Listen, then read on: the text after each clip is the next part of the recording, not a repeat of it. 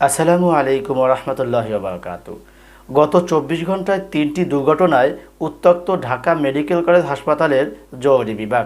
এদিকে শাটডাউন কর্মসূচির ডাক দিয়েছেন চিকিৎসকরা। শুনছিলেন শিরোনাম, এবার বিস্তারিত। মোটরসাইকেল অ্যাক্সিডেন্ট হয়ে ভর্তি হন একজন শিক্ষার্থী ঢাকা মেডিকেল কলেজ হাসপাতালে। দুর্ভাগ্যবশত শিক্ষার্থী মৃত্যুবরণ করেন। তাকে ঘিরে চিকিৎসকদের উপরে বেধড়ক হামলা চালায় শিক্ষার্থীরা। হামলা চালায় অপারেশন থিয়েটারের আসবাবপত্র। এদিকে সন্ধ্যা নাগাদ দুপক্ষের মধ্যে মারামারি বেজে যায় জরুরি বিভাগের সামনে। দুপক্ষ চাপাটি দিয়ে কোপাকুপিতে একজন পেশেন্ট জায়গায় মৃত্যুবরণ করেন।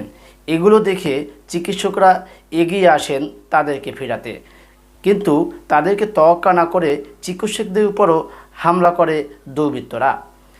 তা দেখে সিসি ফুটেজে দেখে সকল চিকিৎসক এগিয়ে আসেন তার সহকর্মীকে বাঁচাতে, কিন্তু তারপরেও রক্ষা হয়নি তাদের। গত মধ্যরাতে বিষ পান করে একজন ভর্তি হয় হাসপাতালে। দুর্ভাগ্যবশত তিনিও মারা যান। তাকে ঘিরেও চাঞ্চল্য সৃষ্টি হয়। চিকিৎসকদের উপরে বেধড়ক মারপিট শুরু হয়। এই 3টি ঘটনার পরপরই চিকিৎসকরা উদ্বিগ্ন হয়ে পড়েন। উত্তেজিত হয়ে তারাও কনফারেন্স রুমে একটি মিটিংয়ে বসেন। সেখানে উপস্থিত ছিল চিকিৎসক এবং প্রশাসন এবং সমন্বয়কারীরা, এবং ছিল যেই শিক্ষার্থী মারা গিয়েছেন তাদের কলেজের শিক্ষক ও শিক্ষার্থীরা।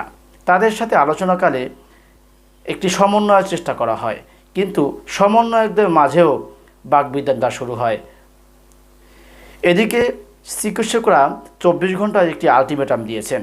তাদেরকে নিরাপত্তার জন্য প্রশাসন নিয়োজিত কথা দাবি জানিয়েছিলেন, এবং দুর্বৃত্তদের হামলায় যে সমস্ত ব্যক্তিরা হামলা চালিয়েছেন তাদেরকে দৃঢ়ভাবে ধরে আইনের আওতায় নিয়ে আসার জন্য তাদের অভিযোগ ছিল এবং দাবি ছিল।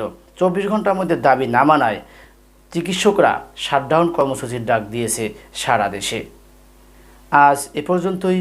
ভালো থাকুন, সুস্থ থাকুন। দেখা হবে পরবর্তী কোনো ভিডিওতে। আল্লাহ হাফেজ।